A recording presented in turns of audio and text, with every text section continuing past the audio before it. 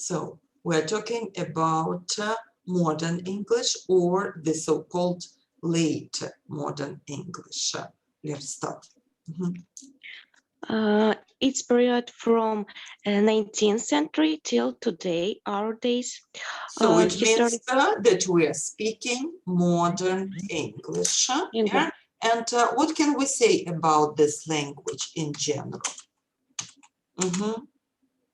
It introduced us almost new words and new technologies and new science. Absolutely. It hasn't changed grammatically, but it has changed lexically. Yeah? It's important to remember that it has greatly changed lexically because of the historical events. Natasha, speak about the historical events. Industrial revolution started in the 18th century.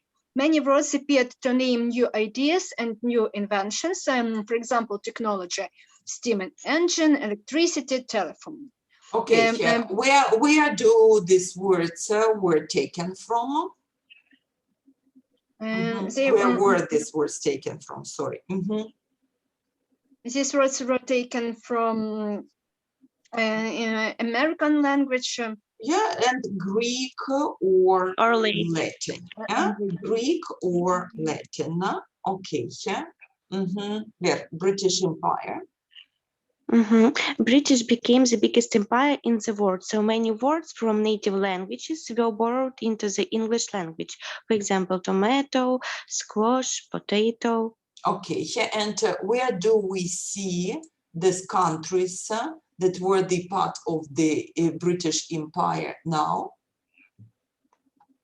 They are as a second language. Yeah, absolutely. In the outer circle of the countries. Good. Natasha, globalization. English became lingua franca. It means that the language of international communication, it is a language of international communication in the modern world.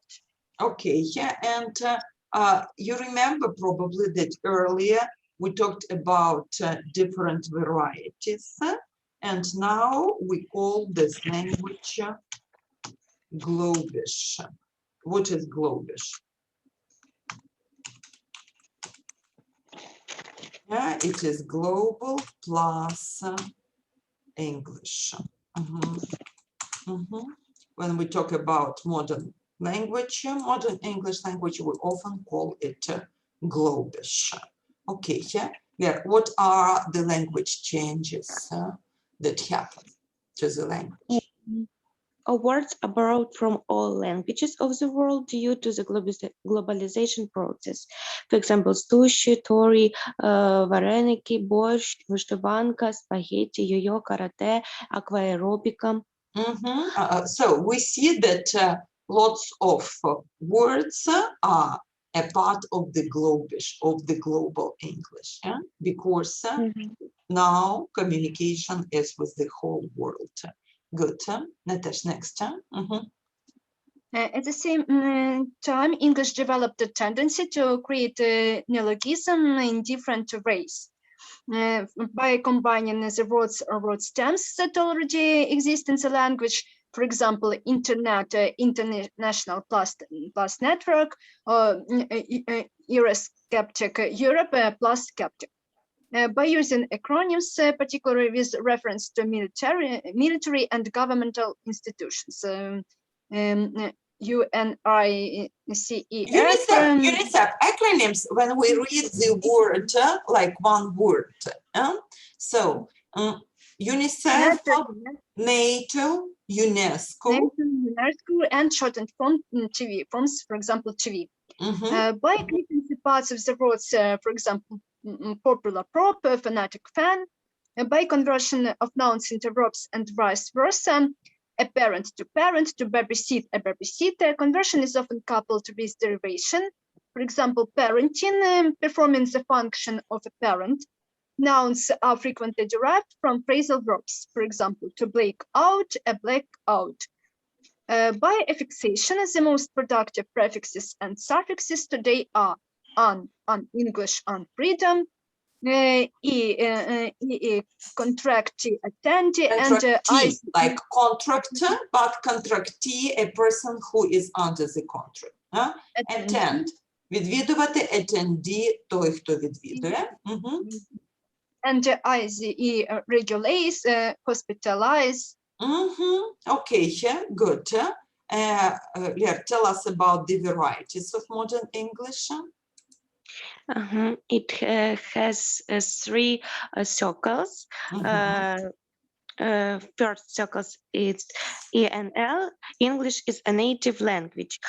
Countries from the inner circle where English is a state language. For example, the UK, USA, Canada, Australia. The first circle, it's English as a second language. These are mostly the countries that were colonies of Britain.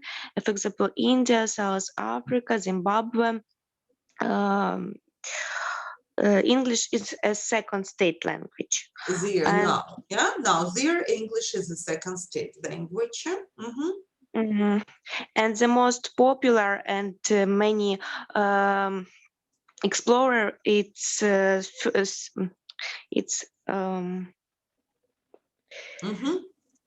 Yeah, it's expanding all the time. Yeah, English as a foreign language. Yeah, English as a foreign language. All other countries, the English is studied, but it's not a state language. It's, for example, China, Russia, Ukraine, and Germany, France, all Europe. Yeah, so many countries where English is not a state language. So in general, if we look at the tendencies, we'll see that the language hasn't changed grammatically, but it changed lexically. It changes lexically due to the following courses, such as Industrial Revolution, Empire, Globalization, and it changes in such ways, with borrowings, loan words, compounding, clipping, affixation, and now there exist different groups of users. So, and these different groups of users, they use different kind of languages, they study language differently, and that is how the language keeps developing.